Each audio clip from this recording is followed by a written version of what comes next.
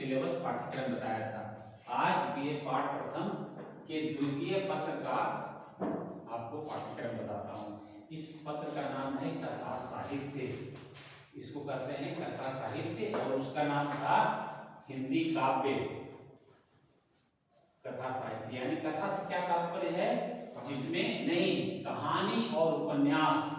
अगर कोई पूछे आप कहीं जा रहे हैं बस में, पूछे क्या पढ़ते हो तो बताइए बीए पार्ट फर्स्ट, कौन सब्जेक्ट है हिंदी, हिंदी में क्या पढ़ते हैं, कौन कौन पेपर है, तो आप बोलेंगे कि कथा साहित्य। तो कथा साहित्य से क्या तात्पर्य है, सिर्फ कहानी और उपन्यास, नाटक निबंध वगैरह कथा साहित्य में नहीं आते हैं। यात्रा वृत्तांत संस्मरण रिपोर्टाज डायरी जीवनी ये सब जो है कथा साहित्य के अंतर्गत परिगणित नहीं होते हैं। तो कथा साहित्य तात्पर्य उपन्यास और कहानी से, इसी कारण से आपके पाठ्यक्रम में कहानी और उपन्यासों को स्थान दिया गया है। सॉरी, कहानी और उपन्यास को एक पहला इसमें है उपन्यास जो है चित्रलेखा है। चित्रलेखा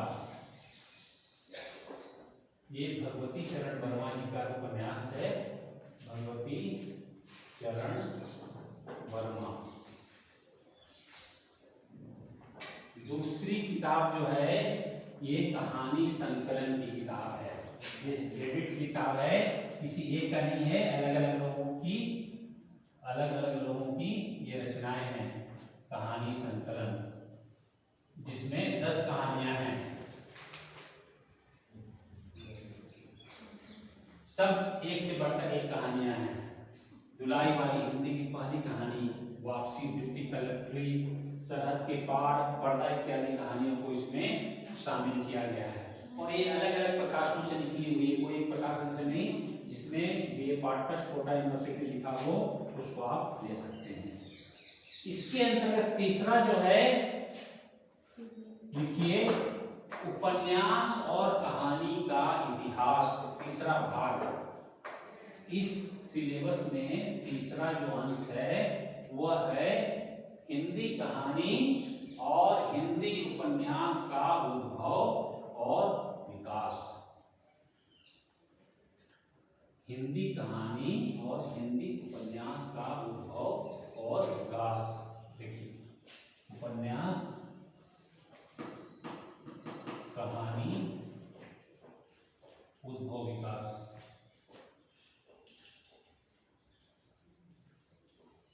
इसका चौथा पक्ष जो है वो शास्त्रीय पक्ष से संबंधित है। उपन्यास और कहानी लिखिए शास्त्रीय पक्ष। शास्त्रीय पक्ष से तात्पर्य है कि कहानी की परिभाषा, उपन्यास की परिभाषा, इन दोनों के तत्व, इन दोनों में अंतर, इन दोनों के प्रकार। जैसे समाजवादी कहानी, दलित विमर्श की कहानी, आदिवासी विमर्श की कहानी, राजनीतिक कहानी, आंचलिक कहानी, मनोवैज्ञानिक कहानी, तो इनके प्रकार से संबंधित है। दोनों के प्रकार से संबंधित है, दोनों की शैलियों से संबंधित है।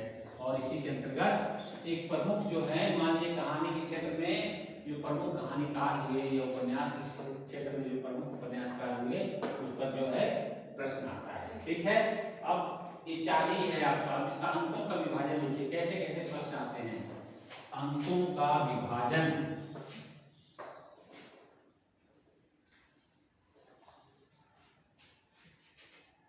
पहला जो प्रश्न है वो रहता है वस्तुनिष्ठ प्रश्न।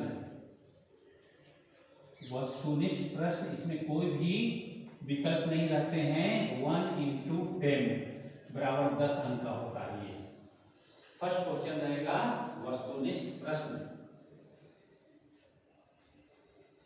दूसरा प्रश्न रहता है व्याख्या। व्याख्या, और व्याख्या कितनी होती है, 3 × 10। 3 व्याख्या आते हैं 10 अंक के, जिसमें से 2 कहानी से आएगा, एक कहानी संकलन से 2 और इससे 1, 3 व्याख्या। ठीक है, अगला क्वेश्चन है तीसरा जो है 2 लघुत्तरीय प्रश्न।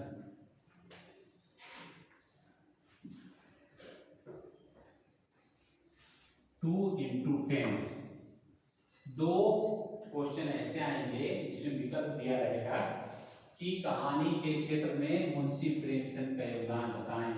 या आंचलिक उपन्यास सिर्फ दिया रहेगा आंचलिक उपन्यास या फणीश्वर नाथ रेणु, तो या इसमें से दे देगा कि सरहद के पार की कहानी की विशेषता बताएं, या पर्दा कहानी की या वापसी कहानी की विशेषताएं बताएं, या चित्रलेखा में कोई पात्र दे देगा कि चित्रलेखा उपन्यास की मीमांसा चरित्र चित्रण की दृष्टि से कीजिए, या चित्रलेखा उपन्यास का उद्देश्य बताइए, या चित्रलेखा उपन्यास देश काल एवं वातावरण की दृष्टि से कहां तक ये उपन्यास सफल है। तो दो जो है वो उत्तरीय प्रश्न है इन चारों से।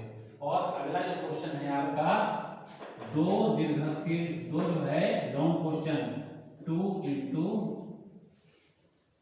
20 बराबर 40, दो निबंधात्मक कोटि के प्रश्न आएंगे इन चारों से। इसमें भी विकल्प दिए रहेंगे, कोई दो करना है। 20वीं का ये प्रश्न बहुत महत्वपूर्ण होता है अंतिम वाला। आमतौर पर देखा जाता है कि लोग इसी में उलझे रहते हैं, और बाहर वाला जो 20 नंबर का है, जो 10 नंबर का उसको 1.5 पेज में लिखा, 1 पेज में लिखा, और 20 नंबर का उसको भी 1.5 पेज में लिख के आ गए। कहाँ से नंबर आएंगे? आपको कम से कम 4-5 पेज में लिखना है, उदाहरण से लिखना है।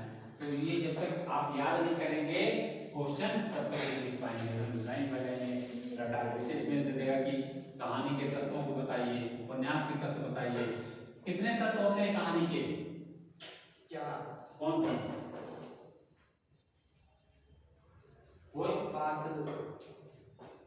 दोनों के 6 तत्व होते हैं कहानी और उपन्यास के। पहला तत्व है कथा वस्तु, कथाई के बिना कहाँ फर्स्ट जो है कथा वस्तु, सेकंड पात्र और चरित्र चित्रण, तीसरा संवाद जिसको डायलॉग कहते हैं, कथोपकथन कहते हैं, चौथा देश काल एवं वातावरण, पांचवा भाषा शैली, और छठा जो है उद्देश्य। तो ये 6 तत्व हैं, उपन्यास के भी वही तत्व हैं और कहानी के भी वही तत्व हैं। और जो शास्त्रीय पक्ष जो है बताया मैंने इसका चौथा, इसमें आता है कहानी की परिभाषा, उपन्यास की परिभाषा, उपन्यास के तत्व, कहानी के तत्व, मनोविश्लेषणवादी उपन्यास या मनोविश्लेषणवादी कहानियां, ऐसे क्वेश्चन आते हैं, यानी कि कोटियां और इनके प्रकारों से। तो मेरे कहने का तात्पर्य है कितना आसान आपका सिलेबस है।